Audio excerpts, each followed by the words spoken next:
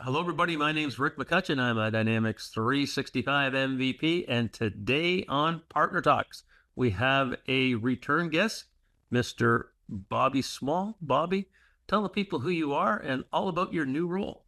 Hey, Rick. Hey, thanks for having me back. Obviously, I love being here on Partner Talks with you, and I love getting out in front of the community. So, yeah, a couple months ago, I jumped from the partner side, something I've been doing, 80%, out in the world, but 20% I was doing community still, something that I've been doing for 15, 16 years locally in Colorado, and decided I just wanted to do this full time. So, I was just lucky enough to find a role in the community with Dynamics User Group, or Doug.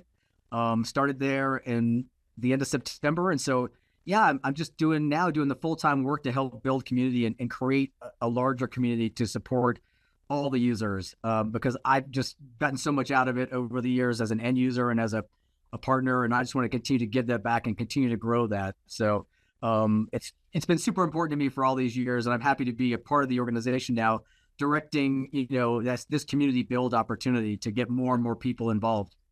So, Bobby, let's talk a little bit about your history with Dynamics because we met through the community. Yeah, so I got started back in 2010. Did my first event in I think it was Vegas. And it was just wild to me because I'd been working in AX for 4 or 5 years before that. You think about it, all I had at my disposal was manuals and no real in-person contact. I didn't know about local meetings or anything. So to have this giant event that I could go to, a summit, that was just awesome. I was like, wow, I can talk to all these people. I get to meet Microsoft experts, and it was just like eye-opening. And so it was a little bit after that that I discovered the local groups and started leading one in Colorado by 2013, and kind of took that initiative on and built up the Colorado group to, we just had a meeting last week, 40 people, mostly end users, just had a great time learning from the community. And so you just kind of kept that passion going locally as a local leader, as well as nationally too, like helping to program Summit or DynamicsCon Live starting in 2021. So I just really loved being involved in this community piece. And so just kept that going. Again, it's funny, even through pandemic, I left my end user and I was kind of unemployed for about 6, 8 months, but the folks who were trying to keep the local community going virtually called me. I was like, hey, do you mind staying on board, just helping us? And I was like, heck yeah, let me get in there. I wasn't even involved anymore, but surely wanted to help, keep it going, and hate to see something as important, as impactful as this die off, through pandemic. So luckily we were able to scratch our way back in 23 locally to keep our user group community going locally.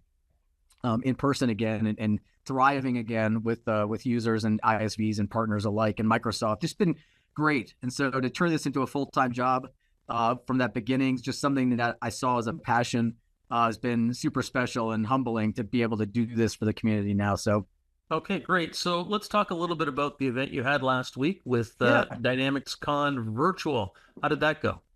awesome. Although, how technology goes, we had a bit of a bump at the beginning, a little bit of a road hump to start the event off, but the team internally, the folks at Doug behind the scenes, running frantically, through the internet, and of course not in person, to get things on track. We started about 10 minutes late, but once it got humming, just a great bunch of education, all virtual, all free, and just it was everything I was watching. I was moderating a cross product track, and jumping in and out of other tracks, had, F&O track, GP, BC, CE, Power Platform, cross product, just really amazing presentations. Some of them were filmed earlier, recorded before, some of them were live, but all of them were really impactful. Again, I watched a few. They're like, wow, I'm going back to really watch this one again. I had to, like I said, I was bouncing around a little bit, but I'm really interested in this topic. And Michelle is doing such a great job with this Power Platform presentation that I want to go back and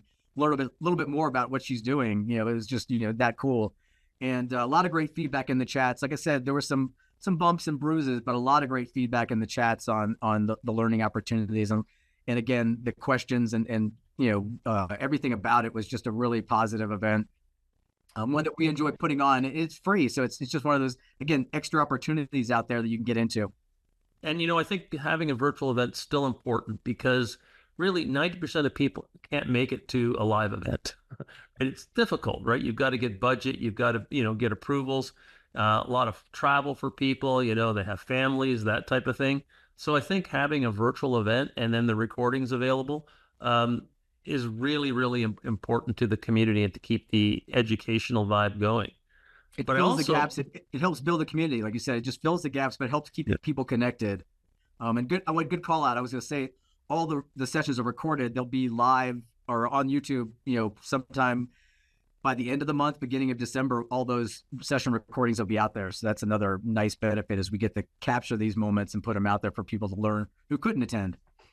perfect. Okay, so I wanted to get you on today because we've got a big event happening in my hometown. So we're all meeting in Toronto on the 26th of November, having a Canadian Meetup Day live. And we haven't done this in, I think 2018 was the last time we had a big event like this. And before COVID, before we had our smaller events. So let's talk a little bit about what's going on in Toronto very shortly. Yeah, I'm excited. I've only seen Toronto from across the falls. I've been to Niagara Falls on the Buffalo side, and I might have walked across the bridge and just over. You don't need your passport for that. So I'm excited to join everybody up there. We've got a full house right now, but still opportunity if you're interested. What do we say? It's at Pantages.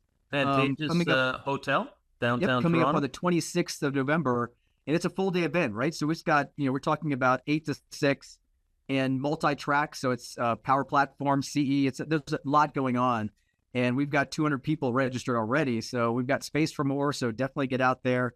I'm sure Rick will put the link in when he drops this. So we'll have that available for you so you know how to get to it. But I mean, these regional events where you get together and you've got this, large group of people, it's a great opportunity. Back to what you said, Rick, if you can't make it to a national event, you can't travel to wherever these bigger events are happening. DynCon is going to be in Chicago next year. Maybe you can't make it there, or maybe your whole team can't make it there. But if you're local, these regional events really help you bridge the gap in this, bigger level, which gives you networking and education, at this stage, which is to me another great way to keep building and strengthening the community.